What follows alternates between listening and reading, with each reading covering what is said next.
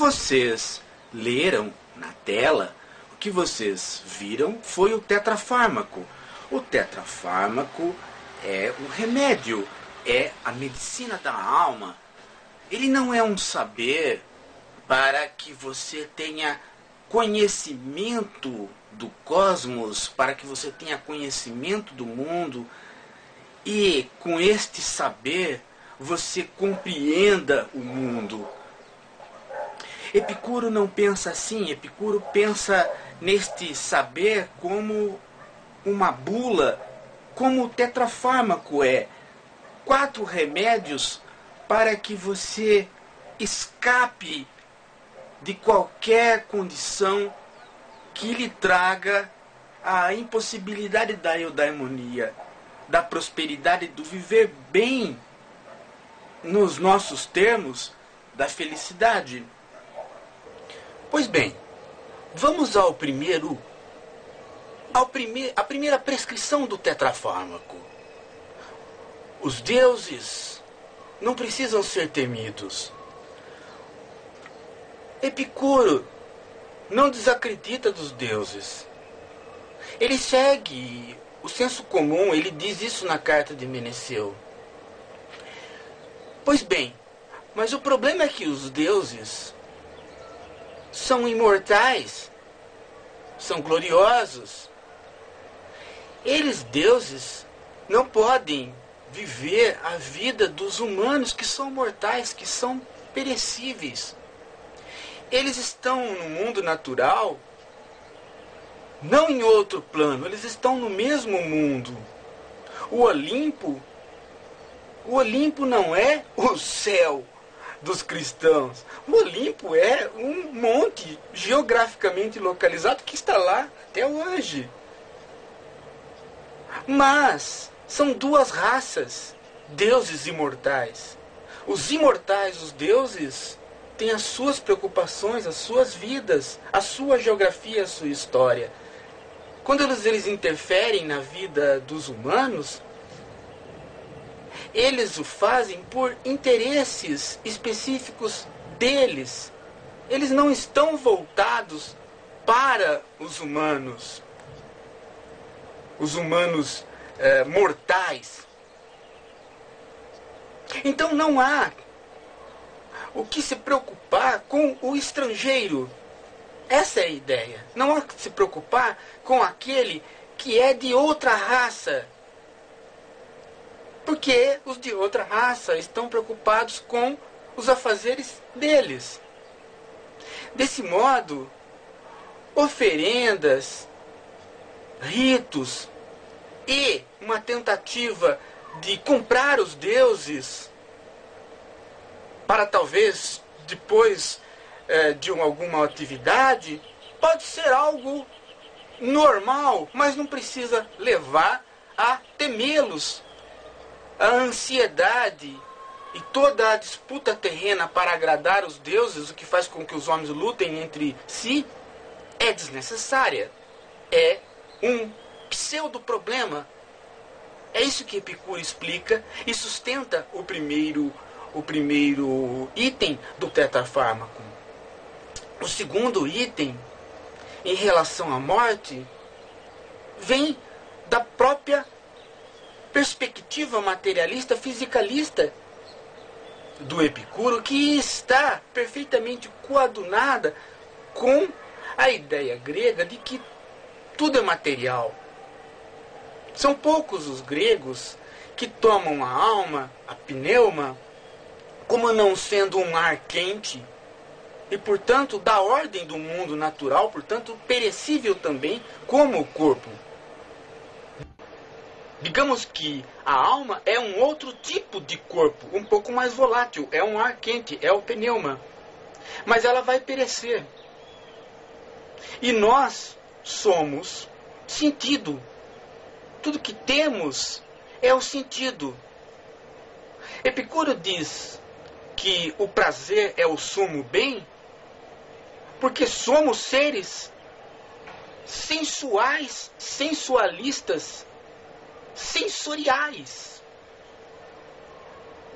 Ele não diz que o prazer é o sumo bem, para que entremos em orgias. Isso é a deturpação do pensamento de Epicuro, já na época de Epicuro. Ele diz que nós somos seres dos sentidos, porque nós somos corpo. E nossa alma também é corpo. Então, quando a morte chegar, ela não nos pega. Por quê? Porque os sentidos cessarão. Ela própria, a morte, estará trazendo a possibilidade de nós escaparmos dela.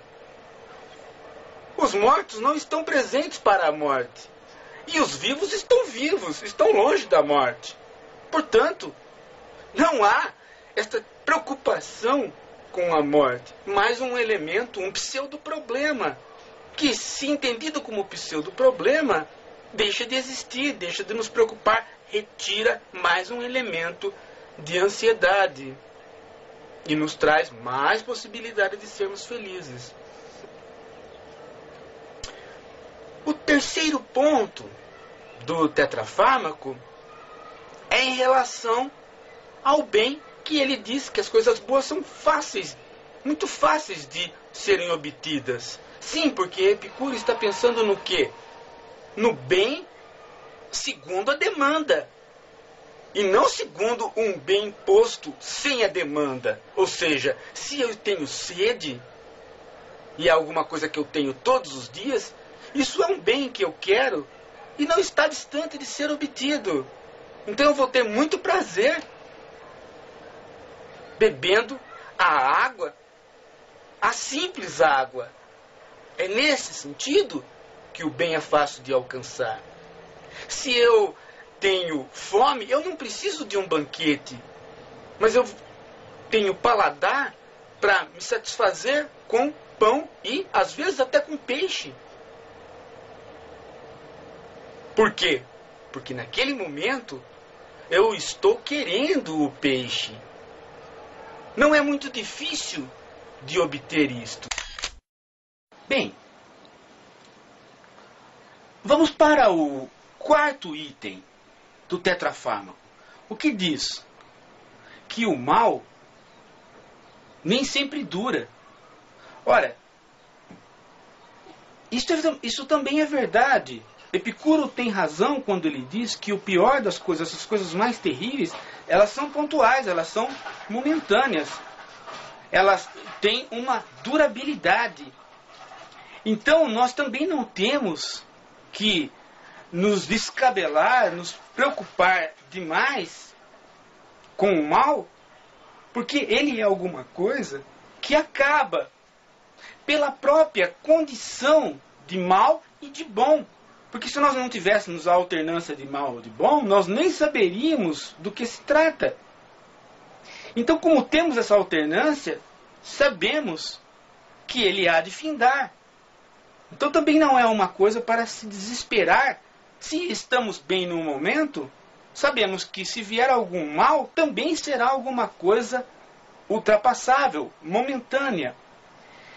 Tudo isto está calcado numa perspectiva que vem lá de Demócrito, do atomismo.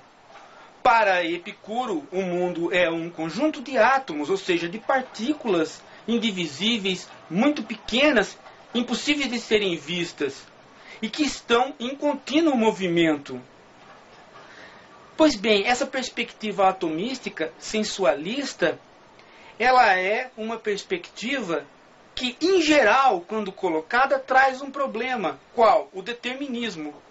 Se os átomos estão em movimento por eles próprios e nada os guia, então, como compatibilizar essa situação determinística com a liberdade humana, com o fato de que nós temos a impressão, pelo menos, de podermos escolher muitas coisas e mudar o curso de muitas coisas? Então Epicuro dá um passo fantástico na sua cosmologia. Ele faz uma separação extremamente contemporânea, digamos assim, né? Ele separa o mundo macro do mundo micro. Ele diz que o mundo micro tem as suas regras, as suas leis, mas no âmbito daquilo que aparece, que é o mundo macro, há a possibilidade do contorno dessas leis. Ele não chega a explicar como essas duas coisas se relacionam, mas o fato dele escapar do determinismo do mundo atômico, mostrando que no mundo macro a causalidade ganha um rumo que é o rumo que permite aquilo que nós vemos todos os dias, ou seja, nós, os humanos, tomando cursos e mudando cursos, e optando e tendo vontade. Essa possibilidade de compatibilizar essas duas coisas, que não está posta em Demócrito, faz do materialismo de Epicuro alguma coisa extremamente sensacional e, de certo modo, dá muita força para os seus discípulos que adotam o tetrafármaco e vão para o jardim viver com Epicuro e, depois de sua morte, vão cultivar a figura de Epicuro e continuar propagando o epicurismo pelo mundo helênico e depois pelo mundo grego, quando então uma boa parte disso que eu estou contando para vocês é aprendida e reunida por um discípulo distante que não conhecia Epicuro, que é Lucrécio, romano.